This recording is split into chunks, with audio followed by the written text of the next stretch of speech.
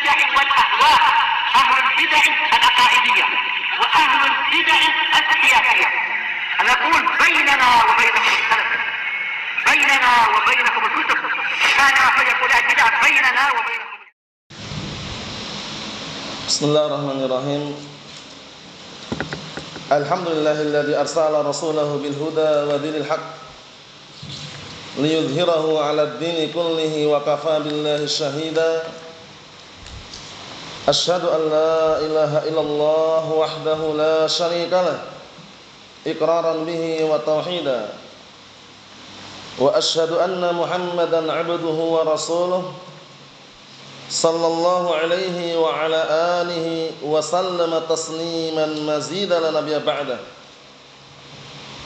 إخواني في الدين، أعزني wa'azzakumullahu jami'an wa barakallahu fikum.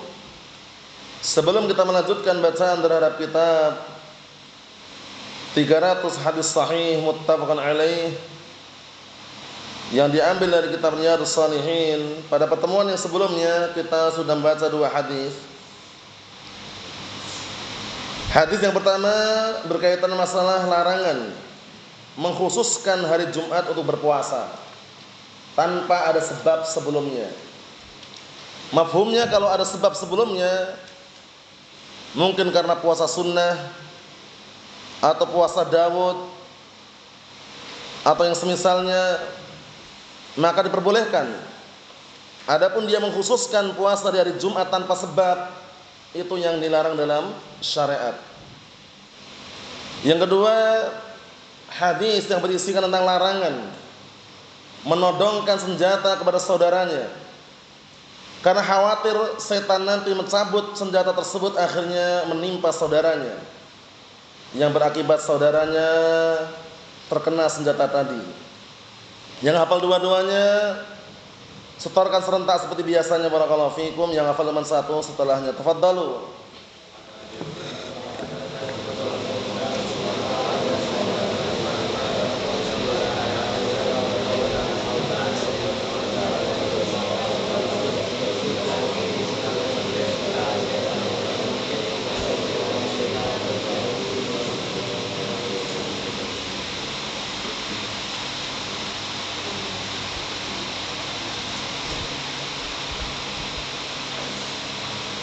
Ayo.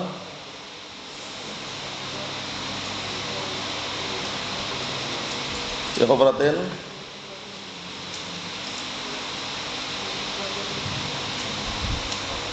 Minan nar. Na'am, ahsantum barakallahu fik, a'anakumullah. Berikutnya kita ambil satu hadis, disimak baik-baik. Qala al-mu'allifu asbahullah babut taghlidhi fi tahrimi sihr, bab penekanan tentang haramnya ilmu sihir. Taghlid itu maksudnya ditekankan. Jadi penekanan seputar apa? Pengharaman ilmu sihir. Jadi haramnya benar-benar ditekankan, haram. Karena para ulama telah menjelaskan bahwasanya haddus sahir al-qatl. Hukuman bagi pelaku sihir dibunuh. Bahkan enggak diminta tobat lagi sudah. Karena apa? Karena orang tidak akan bisa mensihir kecuali terjatuh dalam kekufuran. Jadi sebelum dia terjatuh dalam kekufuran itu nggak bisa mensihir dia. Ritual-ritual yang dilakukan, proses-prosesnya itu melalui perkara-perkara yang bisa menghantarkan kepada kekufuran.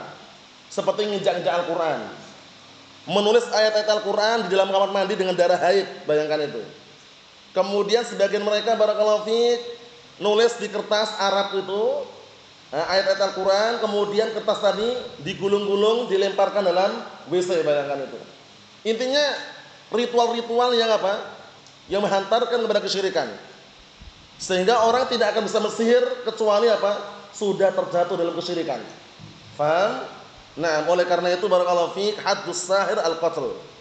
Dinukilkan dalam salah satu fatwa Syekh Abdul Aziz Ibn Abdullah bin Baz rahmatullahi alaihi, kata beliau, idza ulima annahu sahir fa huwa musyrikun uqubatuhu al-qatlu fid dunya wa fil akhirah an-nar idza mata ala sihrihi wa lam yatub. Kata Syekh Abdul Aziz Ibn Abdullah bin Baz rahmatullahi alaihi, didengarkan, Apabila diketahui dia adalah penyihir, tukang sihir, maka dia musyrik. Hukumannya di dunia dibunuh.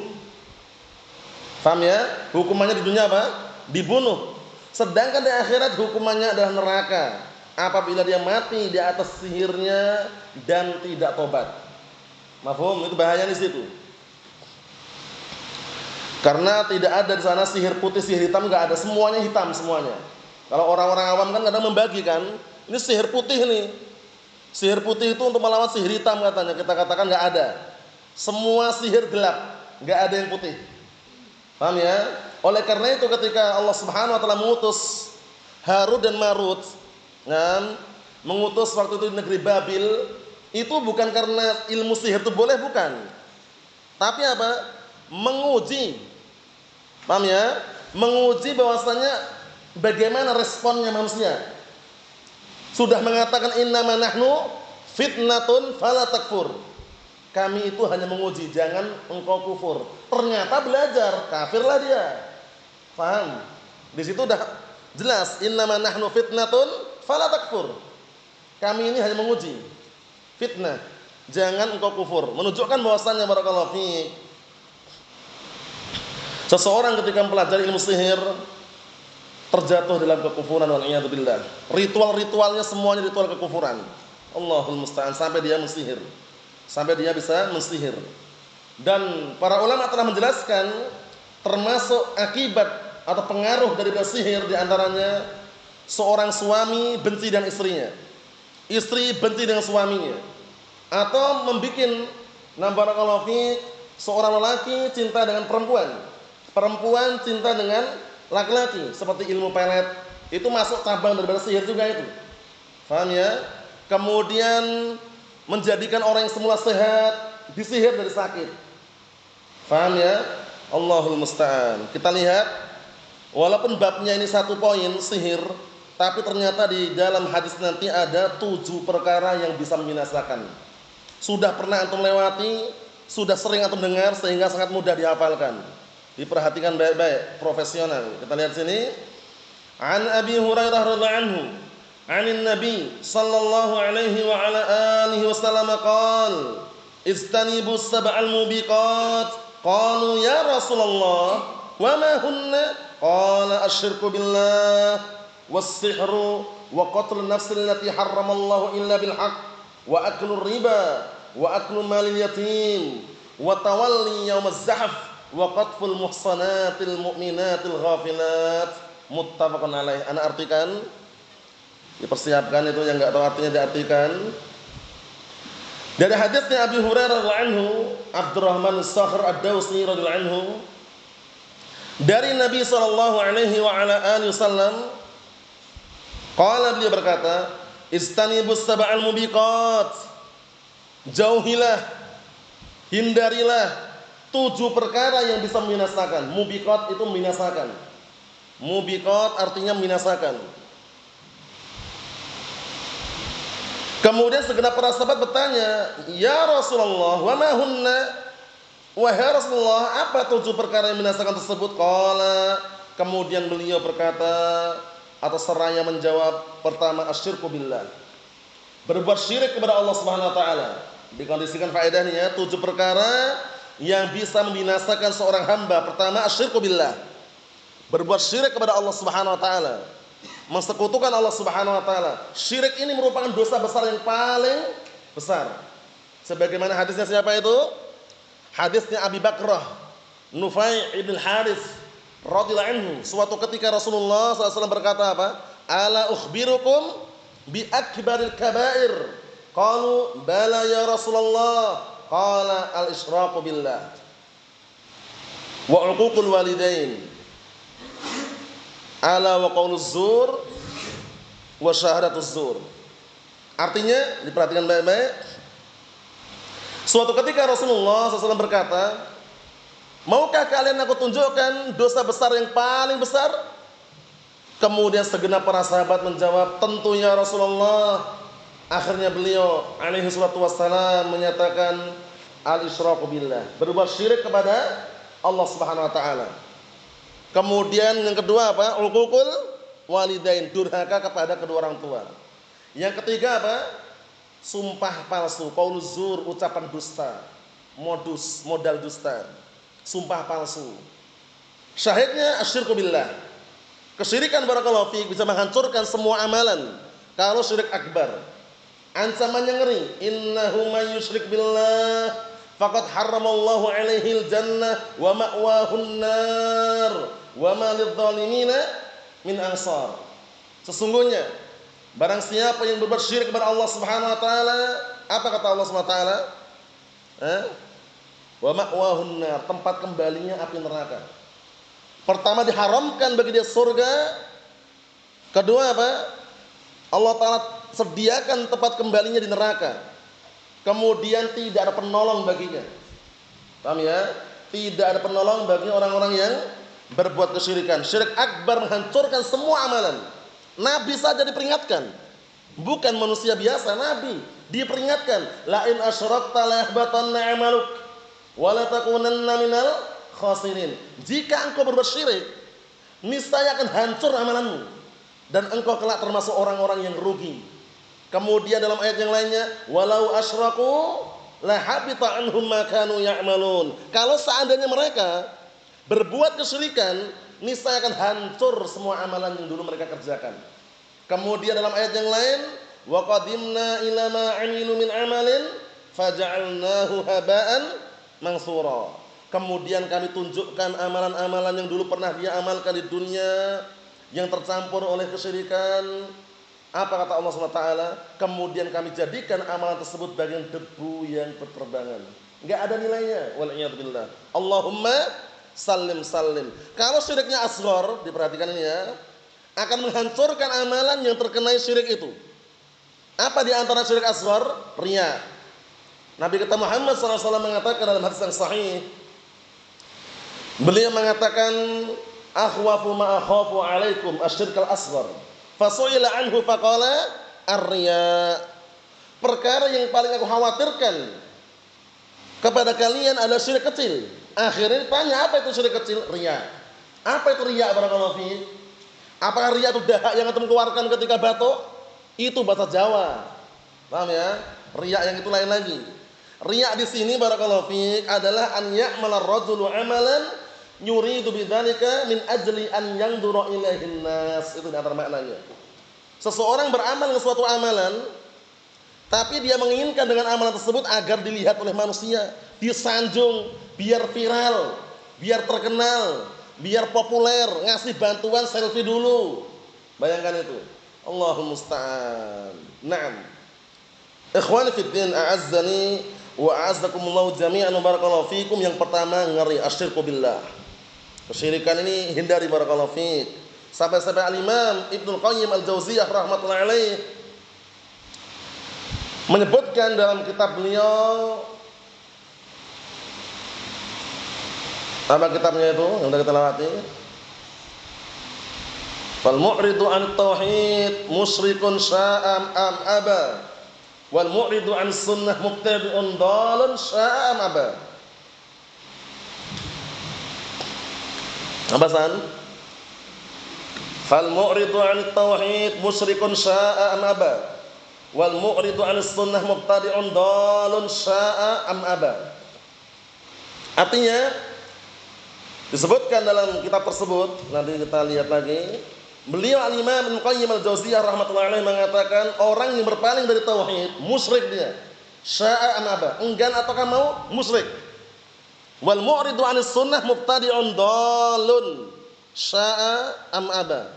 Dan orang yang berpaling dari as-sunnah, dia mubtadi', enggan ataukah mau atau tidak, mubtadi'. Kita apa itu? Ingat enggak? Madaris Salikin atau Istima' al-Juyush al-Islamiyah? Anda terlupakan juga. Intinya dalam salah satu kitab beliau menukilkan kalam tadi itu. Jadi orang yang berpaling dari tauhid dia musyrik. Orang yang berpaling dari sunnah dia mubtadi' dhal. Allahumma sallim sallim. Yang berikutnya was-sihr. Yang kedua adalah sihir. Yang kedua adalah sihir. Ingat-ingat, tidak ada sihir hitam malah sihir putih. Semua sihir hitam semuanya. Paham ya? Terkadang media atau barang yang dia jadikan untuk sasaran bisa disihir, rambut kadang. Di rambut manusia kadang diambil, mereka bawa ke tempat-tempat yang sifatnya menurut mereka lah ritual perdukunan lah. Ritual sihir yang mereka miliki. Di situ nanti diproses bagaimana caranya untuk mensihir orang lain. Itu bisa juga. Paham ya? Makanya ada yang namanya benteng. Benteng yang apa? Yang Allah Ta'ala siapkan untuk hamba-hambanya beriman, yaitu zikir pagi dan petang. Jangan pernah lupa barakallahu fiik, walaupun sedikit. Walaupun sedikit jangan pernah lupa apa zikir pagi dan petang. Pendek enggak masalah. Sayyidul istighfar, Allahumma anta rabbi la ilaha illa anta khalaqtani wa ana 'abduk ila akhirnya. Namanya. Kemudian doa yang lainnya, a'udzu bikalimatillahi tammati min syarri ma khalaq. Ya kan, Allahumma bika asbahna wa bika amsayna wa bika nahya wa bika namutu wa ilaikan nusyur. Kalau sore Allahumma bika amsayna wa bika asbahna wa bika nahya wa bika namutu wa ilaikal masir.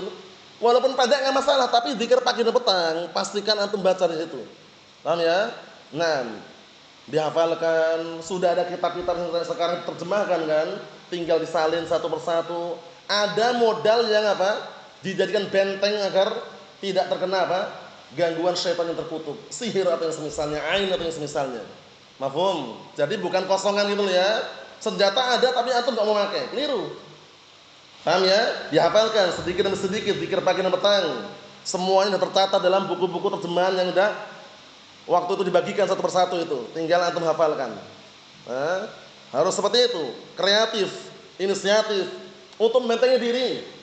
Paham ya? Jangan sampai kita ketika lengah ngalamun di pojokan tiba-tiba kemasukan jin. Ngomong-ngomong sendiri, ngomel-ngomel sendiri.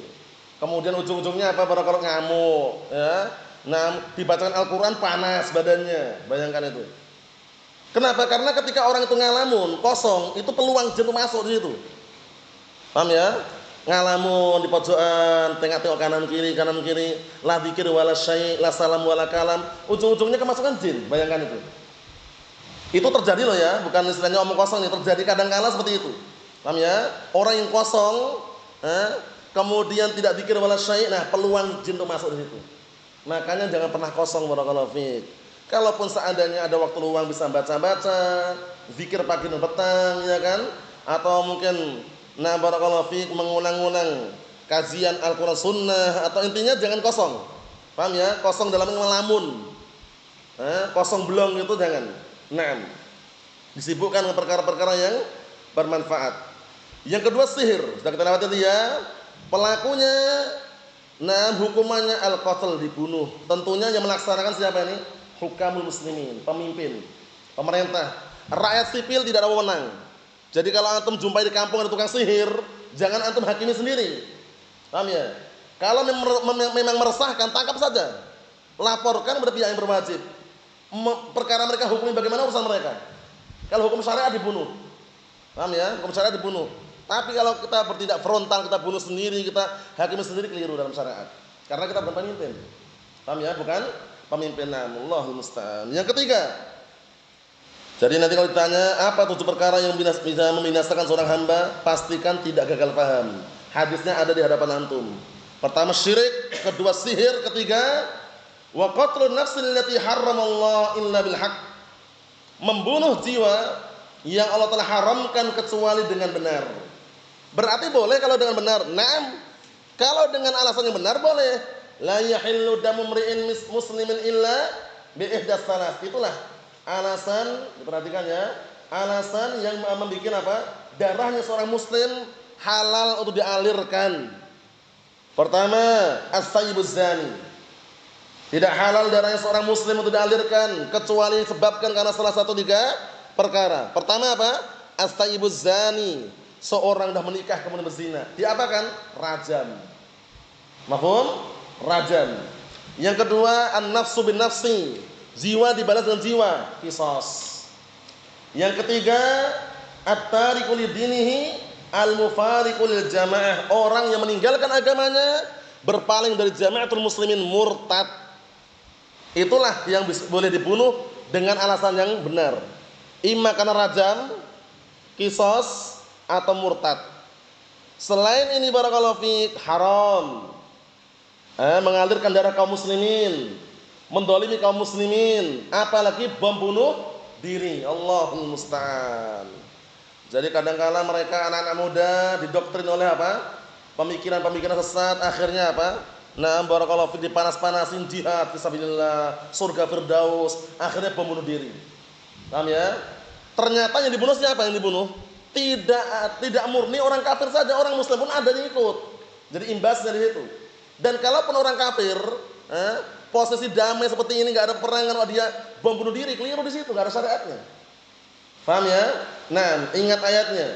Allah Subhanahu wa taala menyatakan dalam Al-Qur'an Karim, "Wala taqtulu anfusakum, innallaha kana bikum rahima."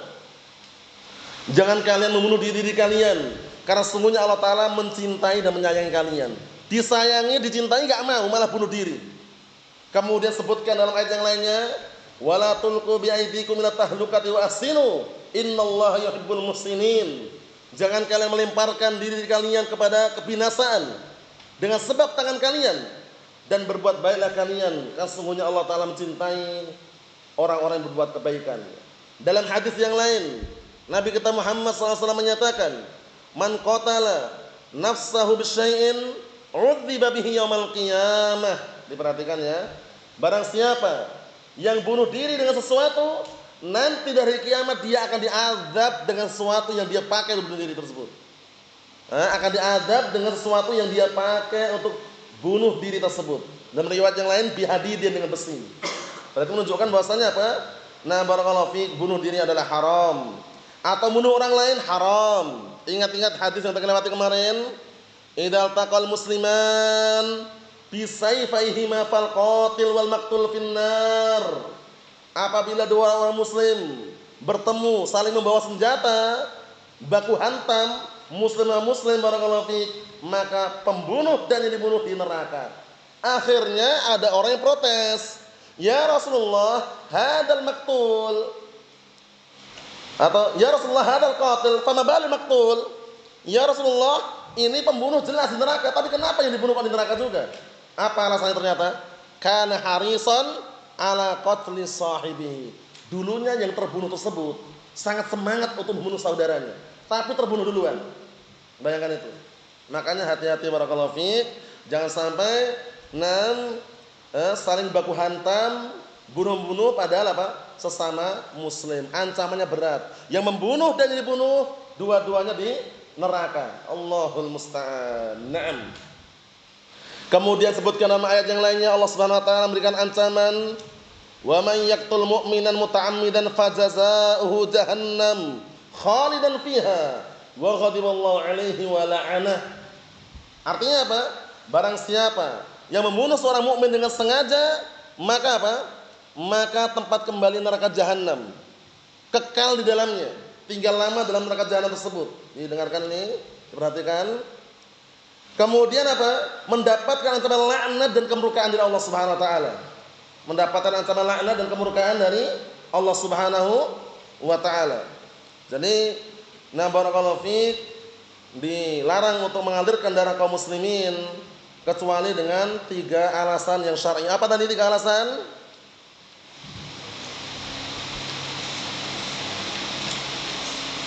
Apa? Rajam, qisas,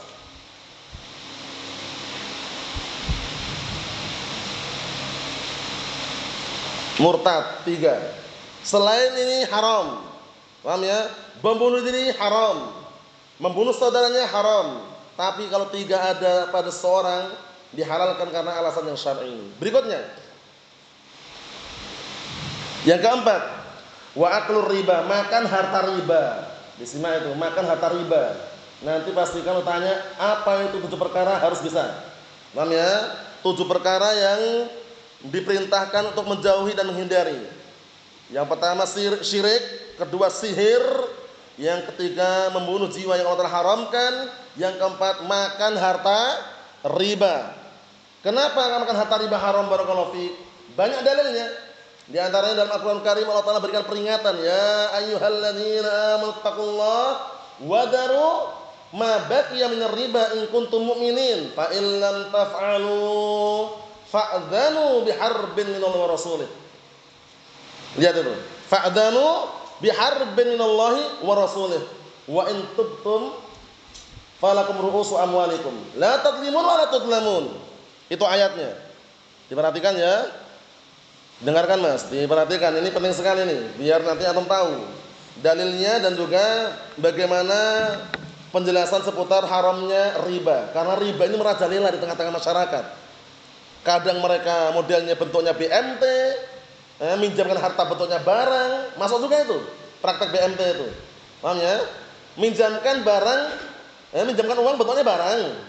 Modusnya manis sekali. Orang diajak ke mana? Diajak ke dealer, mau beli motor enggak Pak?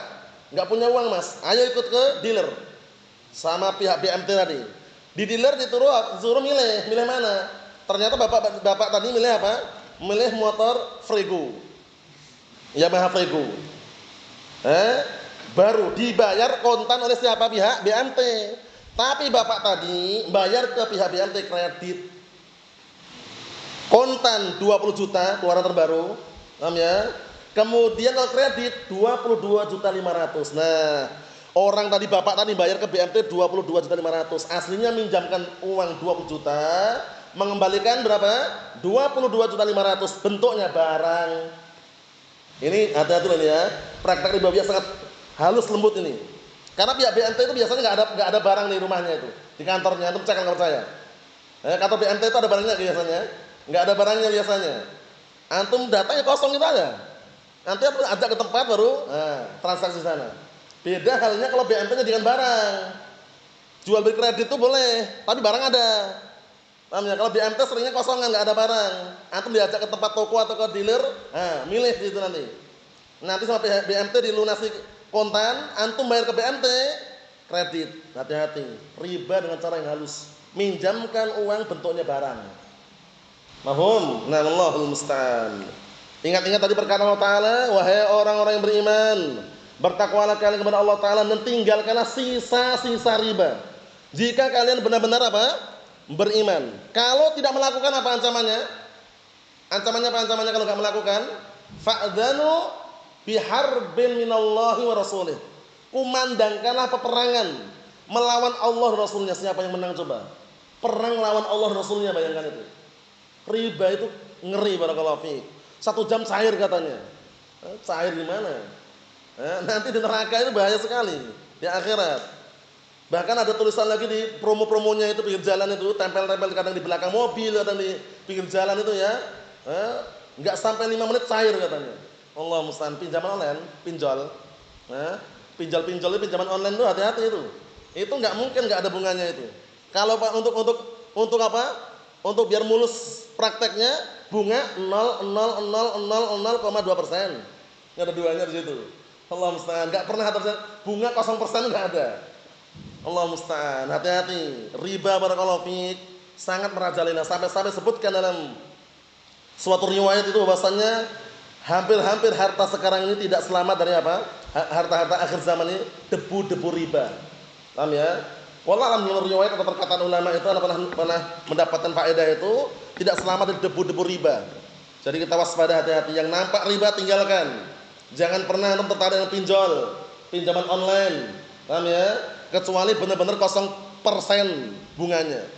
Enggak ada bunga sama sekali maksudnya. Itu pinjaman syar'i, tapi enggak mau mereka. Enggak ada untung kata mereka. Allahul musta'an. Ikhwani fid din, a'azzani wa a'azzakumullah jami'an wa barakallahu fiik. Tapi kalau tobat bagaimana tadi? Wa in tubtum falakum ru'usu amwalikum. Kalau tobat, harta kalian milik kalian. Kalian tidak mendolimi dan tidak dolimi. Bayangkan itu. Jadi jangan pernah beralasan darurat Ustaz. Ini darurat. Anak kalau nggak nyimpan uang di bank nggak bisa Ustaz. Berapa uangnya? 1 juta. 1 juta bingung. Paham ya? Daruratnya mana daruratnya? Darurah dalam syariat itu, apa kemarin definisinya darurah dalam syariat? Yukhsha alaihi al-halak. Dikhawatirkan bagi orang tersebut kebinasaan kalau tidak melakukan. Kalau seandainya paham dan pandai, dia siasati itu uang. Perhatikan ya, disiasati bagaimana? Imma dibelikan emas batangan. Kalau uangnya banyak miliaran, dibelikan tanah strategis, sertifikatkan. Insya Allah aman itu. Enggak ada praktek riba, ya kan? kedepannya insya Allah akan naik harganya. Tapi kalau nyimpan uang di bank, bermudah-mudahan alasan darurat, jangan. Jangan ikut melestarikan, membudayakan apa praktek riba di situ. La'anallahu akila riba wa mukilah wa syahidah wa katibah. Wa syahidah wa katibah. Artinya apa? Disebutkan dalam 6 riwayat yang sahihah bahwasanya Allah Subhanahu wa taala itu melaknat pemakan harta riba, kemudian yang diberi makan dari harta riba, yang beri makan dari harta riba, dan orang yang bagaimana? Orang yang mencatat praktek riba dan yang menyaksikan. Kena ancaman laknat semuanya itu, bayangkan itu. Sekretarisnya kena juga loh ya. Tukang parkirnya waspada. Hati-hati. Karena ikut membudayakan itu, melestarikan juga. Allahul musta'an. Naam. Dicabut keberkahan riba. Allah Ta'ala berfirman, ahallallahu al-bai'a wa harrama ar-riba. Allah Subhanahu wa taala menghalalkan jual beli dan mengharamkan apa? Riba. Pastikan hindari, barakallahu fik, jangan bermudah-mudahan. Biasanya kalau orang sudah sukses punya warung atau toko ya kan, didatangi orang berdasi ya. Orangnya kelihatannya Masya Allah rapi, ternyata dia apa? Nawarkan pinjol. Apa pinjol? Pinjaman online. Allahumma musta'an. Bunganya itu enggak ada bunganya, Pak. Cuman 2%. Enggak ada kok, cuma. Ngapusin namanya. Allahumma musta'an. Jangan pernah tertipu intinya, barakallahu fiik. Jadi ngeri sekali. Allahumma musta'an. Naam. Jadi makan harta riba haram. Kemudian transaksi ribawiyah haram. Menyaksikan sekretarisnya haram. Pastikan mencari pekerjaan yang lain. Yang penting berkah. Ya kan? Yamhaqullahu riba wa yurbis shadaqat. Allah Ta'ala mencabut keberkahan riba dan juga memberikan keberkahan kepada sedekah. Berikutnya, yang keberapa berarti? Yang berikutnya, yang kelima, wa aklu malil yatim, makan harta anak yatim. Makan harta anak yatim, ancamannya berat juga ini ancamannya. Allah Subhanahu wa taala sebutkan dalam Al-Qur'an Karim, innal ladzina ya'kuluna amwalal yatama zulma innama ya'kuluna fi butunihim nara wa sayaslawna sa'ira. Allahumma musta'an. Artinya barakallahu fiik, ancamannya dalam Al-Qur'an Karim sangat mengerikan sekali. Orang yang makan harta anak yatim, dia ditugaskan menjaga anak yatim. Dia buka semacam pondok atau apa? Tempat untuk menampung apa? Anak yatim. Tapi harta yang seharusnya sampai kepada anak yatim dia makan. Para ulama telah menjelaskan, makan di sini tidak mengharuskan dia ngunyah hartanya, itu bukan. Menghabiskan harta anak yatim. Paham ya? Contohnya gini, dana 100 juta, amanahnya untuk anak yatim, dia potong 50 juta. Dibelikan mobil apa kemarin? Karimun bekas. Allahul musta'an, lihat itu. Berarti memakan harta anak yatim atau tidak ini? Makan harta anak yatim atau tidak? Seperti itu modelnya, makan enggak namanya? Makan walaupun tidak mengunyah. Jadi jangan sampai pahamnya itu, wah, makan harta anak yatim itu ngunyah, bukan itu. Itu pemahaman yang dangkal namanya. Paham ya? Jadi menghabiskan harta anak yatim bukan pada tempatnya. Ini hati-hati, biasanya yang masuk seperti itu sudah enggak punya malu, itu ashabul jam'iyat wal muassasat. Ya, orang-orang yang apa? Nah, berkecimpung, bekerja di bawah naungan yayasan dan juga jamiah-jamiah. Datang bantuan berjuta-juta, jutaan rupiah, masuk kantong uang operasional katanya. 100 juta bantuan untuk anak yatim. Wah, uang operasionalnya 10 juta masuk kantong. Yang 90 baru masuk ke orang yatim. Hati-hati lihat ini ancamannya. Innal ladzina ya'kuluna amwalal yatama dzulma innama ya'kuluna fi butunihim nara wa sayaslawna sa'ira. Artinya apa? Sesungguhnya orang-orang yang makan harta anak yatim dengan cara zalim, dengan cara mendolimi, maka sesungguhnya dia memakan di dalam perut mereka itu api. Allah musta'an. Dan kelak mereka akan masuk ke dalam neraka sa'ir yang menyala-nyala. Allahumma salim salim. Perhatikan barakallahu fiik, jangan bermudah-mudahan. Karena kadang-kala orang bermudah-mudahan akhirnya menghabiskan harta anak yatim. Kalau mengembangkan boleh. Mengembangkan harta anak yatim enggak masalah. Paham? Maksudnya bagaimana? Anak yatim punya harta, dia kembangkan untuk usaha. Kembali untungnya juga kembali ke anak yatim, enggak masalah. Bukan bantu ta'awun namanya kan? Itu boleh. Yang dilarang itu menghabiskan harta anak yatim bukan pada tempatnya dengan cara kedzaliman tadi. Allahul musta'an. Yang berikutnya yang keenam, wa tawalli yaumaz zahf. dan mundur ke belakang di hari yang sedang berkecamuk peperangan. Mundur ke belakang. Kalau diartikan bebas, lari dari medan pertempuran. Paham ya? Sedang peperangan terjadi, berkecamuk, baku hantam, tembak menembak, dia lari, mundur ke belakang dia. Lari sembunyi dia. Enggak ikut perang dia. Atau malah gabung sama orang-orang yang musuhnya agama Islam misalkan, musuh bersama musuh, tambah parah lagi. Disebutkan dalam Al-Qur'an Karim, diperbolehkan dia mundur ke belakang tapi dua alasan. Perhatikan nih, dua alasan. Dua alasan boleh mundur ke belakang. Pertama, untuk mensiasati musuh, putar balik, mundur dulu, kemudian nanti menyerbu dari belakangnya, boleh. Atau mundur ke belakang gabung dengan pasukan yang lainnya, boleh. Tapi mundur ke belakang lari dari peperangan itu yang diharamkan. Jadi pahami nggak nih? Jadi yang dilarang itu mundur ke belakang lari dari peperangan. Tapi kalau mundur ke belakang bergabung dengan pasukan yang lain, pasukan kaum muslimin yang lain biar tambah kuat, boleh. Atau mundur ke belakang siasat peperangan. Mundur ke belakang siasat siasat peperangan, kemudian untuk menghantam musuh dari belakang misalkan. Allahumma musta'an. Itu yang diperbolehkan dua tadi itu. Sebagaimana perkataan Allah Subhanahu wa taala, wa man yuwallihim yawma idzin duburahu illa mutaharrifan liqitalin aw mutahayyizan ila fi'atin faqad ba'a bi ghadabin minallah wa ma'wahu jahannam wa bi'sal masir. Allahul musta'an. Allah Subhanahu wa taala menyatakan wa man yuwallihim yauma idzin duburahu, barang siapa yang berpaling mundur ke belakang di hari tersebut dalam peperangan ini, kecuali orang yang mutaharrifan liqitalin, untuk bersiasat perang. Mundur ke belakang untuk apa fungsinya? Putar balik. Bukan lari dalam peperangan. Satu. Au mutahayyizan ila fi'atin, atau yang gabung kepada kelompok pasukan yang lainnya biar tambah kuat. Dua. Kalau enggak seperti itu apa? Faqad ba'a bi ghadabin minallah. Sungguh dia telah membawa kemurkaan dari Allah Subhanahu wa taala. Wa ma'wahu jahannam wa bi'sal masir. Dan tempat kembalinya neraka jahanam, yang mana neraka jahanam sejelek-jelek tempat kembali. Allahul musta'an. Karena dalam peperangan barakallahu fiik itu ada namanya ashabul maimanah wal maisarah wal qalb wa qaddam wara. Ada sayap kanan, sayap kiri, tengah, belakang, depan. Peperangan seperti itu. Jadi peperangan itu jangan lurus itu, depan semuanya, belakang, enggak gitu caranya. Ada sayap kanan, sayap kiri. Depan ada, tengah ada, belakang ada. Sehingga nanti kalau misalkan ada yang terpukul, sayap kanan, kiri masih ada. Bisa dipahami? Dalam peperangan seperti itu. Nah, perang zaman sekarang beda dengan perang zaman dahulu. Kalau perang zaman dahulu jarak dekat. Jarak dekat sehingga masih ada namanya baju besi. Berperang. Kemudian juga ada helm besi. Biar enggak terkena pedang kepalanya. Zaman sekarang itu enggak main lagi. Kalau antum zaman sekarang perang jarak dekat, enggak bisa lagi sekarang. Paling-paling dekatnya sedekat-dekatnya ya enggak dekat 1 meter 2 meter lah.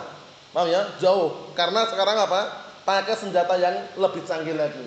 Ada mortir, basoka, granat, kemudian juga ada tembak, jarak jauh semua itu. Intinya barakallahu fiik, untuk masalah senjata memang berbeda, tapi hukum-hukum dalam peperangan itu semuanya hampir sama. Paham ya? Semuanya hampir sama. Kita lihat berikutnya yang terakhir, wa qatful muhsanatil mu'minatil ghafilat, dan menuduh, ini yang ke-7 ini, menuduh seorang wanita yang beriman, wanita yang menjaga kehormatannya, wanita yang lalai dituduh dengan berzina. Diperhatikan ini yang ke-7. Menuduh wanita yang beriman berzina. Ya, 7 perkara yang merupakan perkara yang bisa membinasakan seorang hamba. Yang ke-7 menuduh seorang wanita mukminah berzina. Paham? Tanpa mendatangkan bukti. Nah, kalau nuduh tanpa mendatangkan bukti bagaimana ancamannya? Dicambuk berapa kali tambukannya? 80 kali. Fajriduhum samanin jaldah. Cambuklah mereka 80 kali cambukan. Enggak bisa mendatangkan 4 orang saksi. Allahumma musta'an. Disebutkan dalam Al-Qur'an Karim, walladzina yu'dzunal mu'minina wal mu'minat bighairi maktasabu faqad ihtamalu buhtanan wa isman mubina. Dalam surat Al-Ahzab itu kan. Dan orang-orang yang mereka menuduh mengganggu orang mukmin laki maupun wanita dengan tuduhan yang tidak mereka lakukan, maka sungguh dia telah memikul sebuah kedustaan dan dosa yang nyata. Kemudian dalam ayat yang lainnya surat Al-Buruj, apa itu? Innal ladzina fatanul mu'minina wal mu'minat tsumma lam yatubu falahum adzabu jahannam wa lahum adzabul hariq. Lihat itu. Orang-orang yang fitnah, menuduh kaum mukminin, lelaki maupun wanita dengan perzinaan dan semisalnya, apa ancamannya? Kemudian dia tidak tobat, maka dia mendapatkan ancaman neraka jahanam dan juga apa? Mendapatkan adab yang pedih dan membakar. Allahul musta'an. Jadi perhatikan baik-baik ya, jangan sampai menuduh saudaranya berzina, menuduh saudaranya dengan perbuatan keji, ya, melakukan apa? Nah, barakallahu fiik, hubungan laki-laki dengan laki-laki, homoseksual, apa yang semisalnya, tanpa datangkan bukti, ancamannya berat. Secara syariat dicambuk 80 kali cambukan kalau nggak bisa datangkan bukti. Allahul musta'an. Ini 7 perkara yang apa? Bisa mendatangkan kebinasaan yang Rasulullah mewanti-wanti agar dijauhi. Wallahu a'lam bishawab. Nasallahu as-salamata wal afiyah. Walhamdulillahirabbil alamin.